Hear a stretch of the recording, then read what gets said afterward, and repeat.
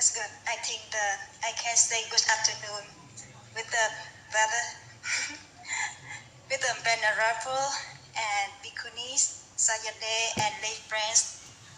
Today I have the chance to share about the topics, the survival of the Buddhism in the new normal. And most of you understand what is mean new normal already, so that I don't need the wait the time to explain. I just explain the focus on the main thing, and can answer many questions many listener ask today, because we know the COVID-19 give us many challenges for the Buddhism, not only for the Buddhism, but also for the human being around the world.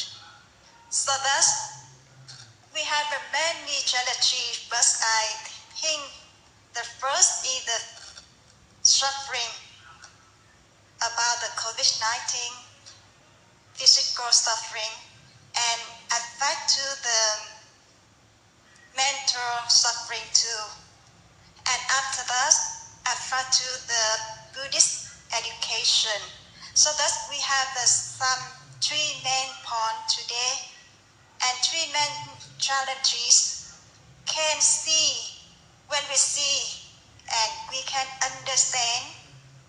When we look deeply in the challenge, we can discover the opportunities. So that's Thich Nhat Hanh, my master say, no must, no lotus. It means the suffering is the much, and the opportunity is the lotus, or the chance for us to do something, so that we don't worry about the survival of the Buddhism. The Buddhism also survives when the human being survive. And we have many opportunities. We have a chance to study, to understand deeply about impermanence and suffering, the first noble truth. Many times we say the doctrine of the impermanence or the suffering, but we don't have the time to face with the real thing. And COVID-19 give us the time, give us the chance to practice and to see deeply in the situation, see deeply, spend the time to understand impermanence, spend the time to understand suffering. And the second, we can develop, practice mindfulness and meditation, because the time we cannot go out. That's why we should go inside. And that is the better time for us to practice meditation and understand yourself and your body, your mind. Many suffering arise in your mind and in your body, but depends on your feelings. Suffering comes from mind and body, but I think more important from your feelings. And the next opportunities, we can apply the new technology for Buddhist education, for adapt the new normal. And now I turn to the how can the Buddhists survive in the new normal? I use the main point. The main point I want to say, when somebody see me, they know the main point I want to say. This is the Yoniso Manasikara. This means the wide attention. The wide attention is an energy. You can focus on some good way. You learn from right attention. You understand the Sila, Samadhi, and Panya. Sila, we can understand like the mindfulness. Because in Plum Village, we say 5 Sila. It means we say the mindfulness training. So that's when we practice Sila, in the main point, the key is the practice mindfulness. And from mindfulness, you can cultivate your samadhi, panya. But why? When we see, we also have 2 points. This is the main 3 training.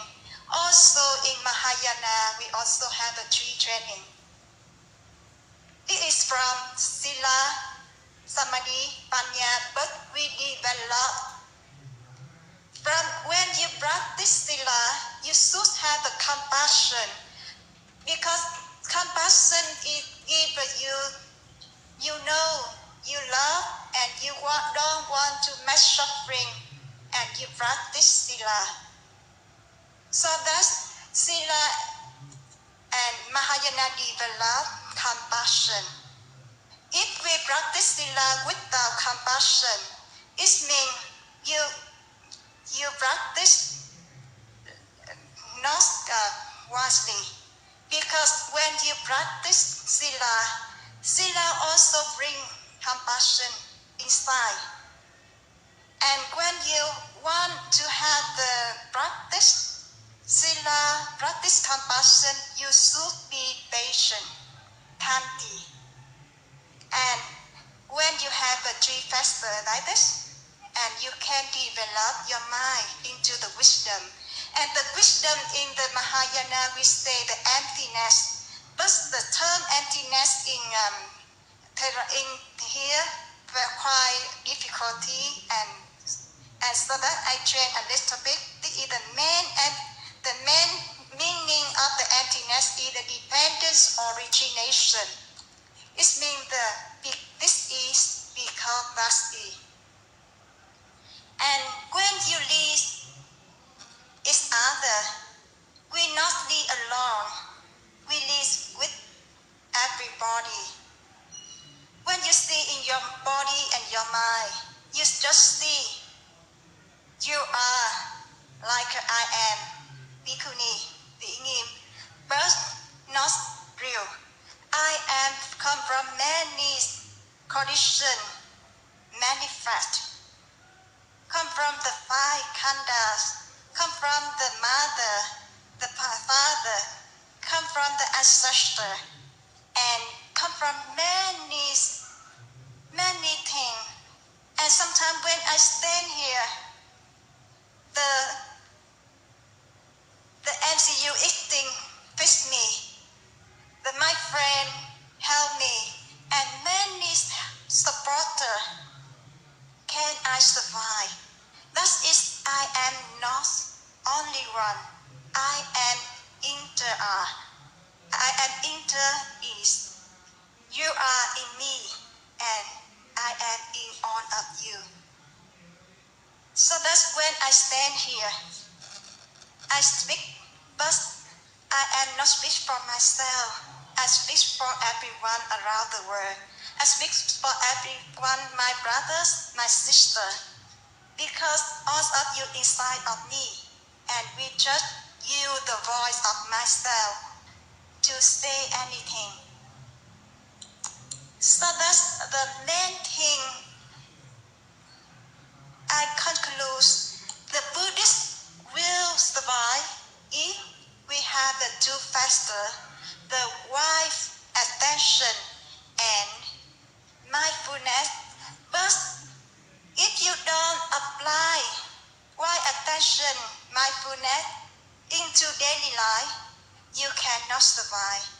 If you don't practice mindfulness, but you just talk, you just like a doctrine, this is not mindfulness. I think this is the mindfulness, not the mindfulness. And the second thing, this is very important. If you say you want to survive in the new normal, it means you must turn the new normal, it means the new behavior into the wide attention and mindfulness behavior. It means mindfulness and wide attention become the new normal. So that new normal become normal. And you apply mindfulness daily life. How can we apply mindfulness daily life? And extension, why extension? Why extension is mean you focus in the right way, in the right view. So that's when we do something with mindfulness, you must focus your mind first. And in my tradition, we use the Samgapa to remind yourself and bring your mind into your body in right here and right now. And when we practice like this, we should have something to remind, and we use the Gatha poems. We have many Gatha poems. We practice when I walk, I have the Gatha walking. When I sit, I have the Gatha sitting. It is the same, the meditation when you want to walk, we say intending to walk, but I use the Gatha.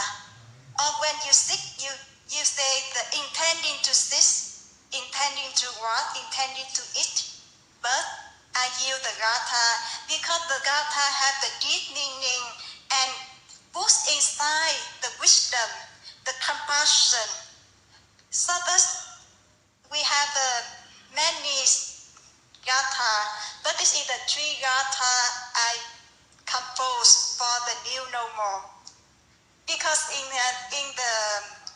the old time we don't have the Gatha where the mark.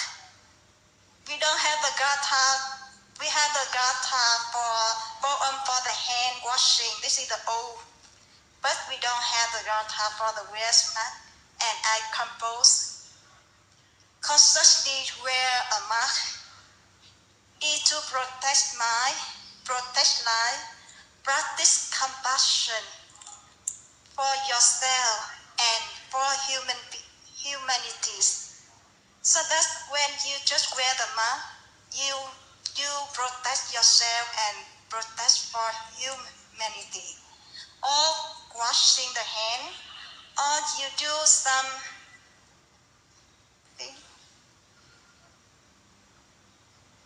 social distancing. When you're standing and waiting the whole life and you feel boring, you can do the Gatha. Social distancing is the time. Bring your mind into your body, dwelling the mindful breathing. Living Dharma is manifested. This is the your body become the tool. Manifest living Dharma. The Dharma still survive. When you practice, when your body has the mindfulness, every activity. And we know the new normal, so that we sitting meditation, we do anything with the mat. And if we have a new normal, we also have a new technique. From the first offline education, Norwegian to online education, we adapt. And from the Buddhist seminar into the Buddhist webinar, we train, but we continue to do activity. And so it's not that. And I also baby say how some do something survive for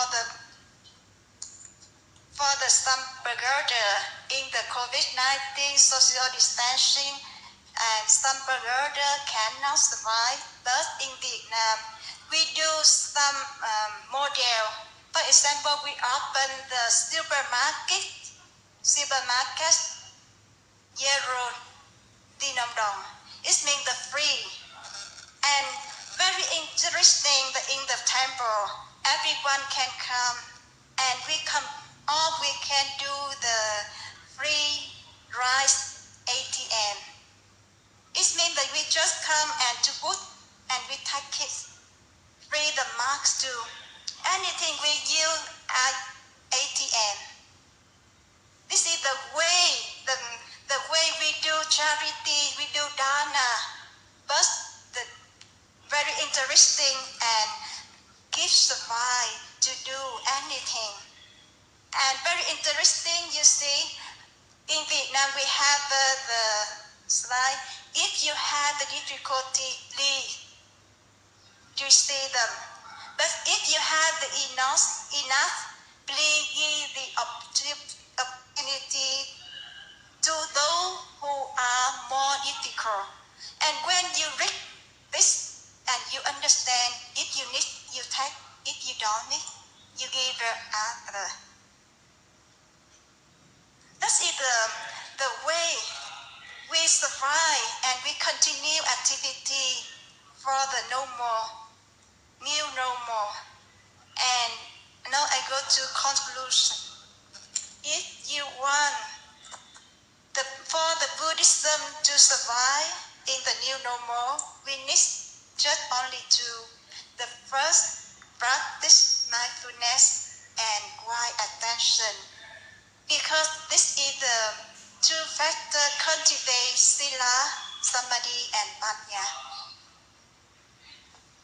And the second, we apply the modern technology to the Buddhist education, to the suitable for contemporary social situation. Thank you for your listening.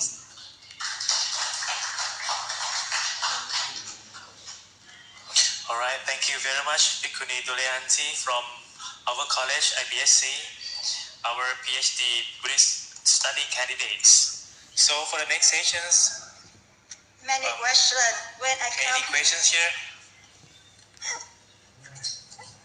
I know many brothers, sisters say when I come, I have many questions for me. Okay. I know. What questions?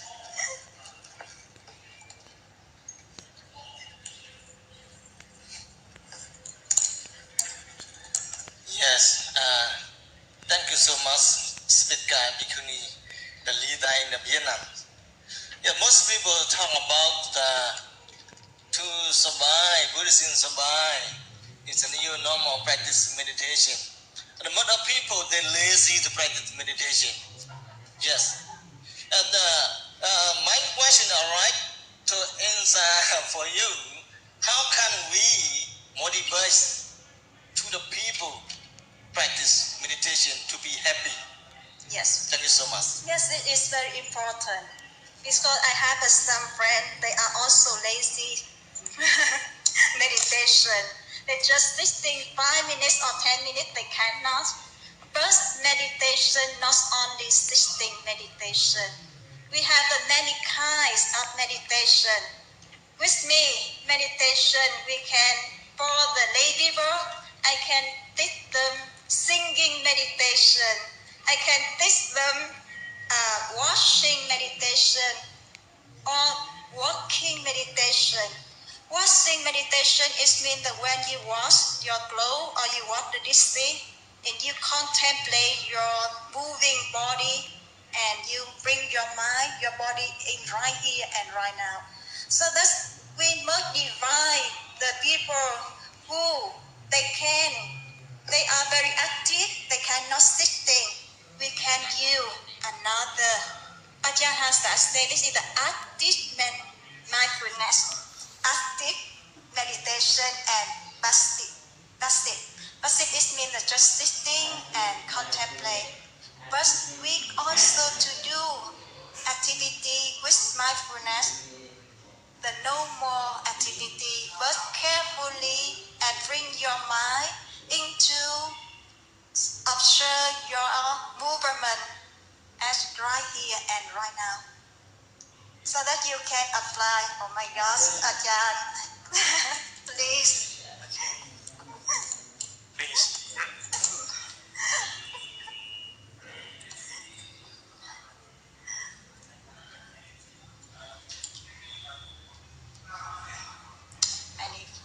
Thank you.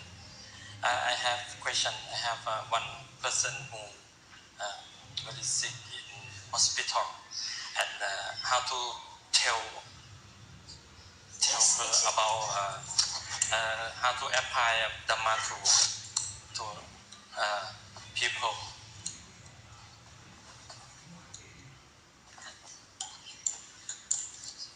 Sorry, Ajahn, please repeat again.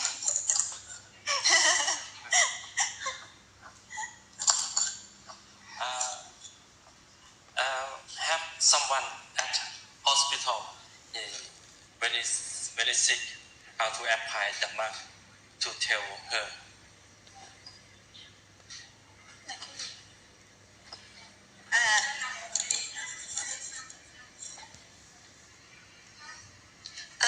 I understand.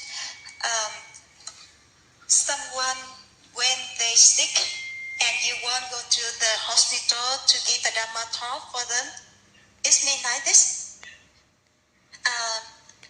Yes, I have one chance to go to the hospital to give a Dhamma talk for the cancer people. We can do, if have someone, they invite you and want to listen to the Dhamma talk, you can teach them how to practice with the, because they are very painful feeling, but they should know this is just physical suffering, just the painful feeling, physical, not mind, not mental suffering. And I also this is my experience, I just share, and I also to guide them by the Dhamma talk, say something about the Buddha, about the way, the sub-story of the Buddha, or the way they practice. If they are the practitioner meditation, I teach them practice the feelings contemplation, just the knowing the painful feeling. If they are just the normal people, don't practitioner, I just give them some the happy, for example, the some Dhamma talk about the 4 kinds of the happiness, or something make their mind more happy, more released. Or you can say the Buddha, the Dhamma, and the Sangha, like Sariputta say with the Anathapindika, when the Anathapindika were very sick. Thank you, brothers. Ajahn. Thank you. So next, I would like to invite Associate Professor Dr. Pramahansa Tamaso to give the Dhamma gifts to our guest speaker, start from Pante Tenzin Dorji and following by Bhikkhuni Doleanti. Both are representative from Vajrayana and Mahayana.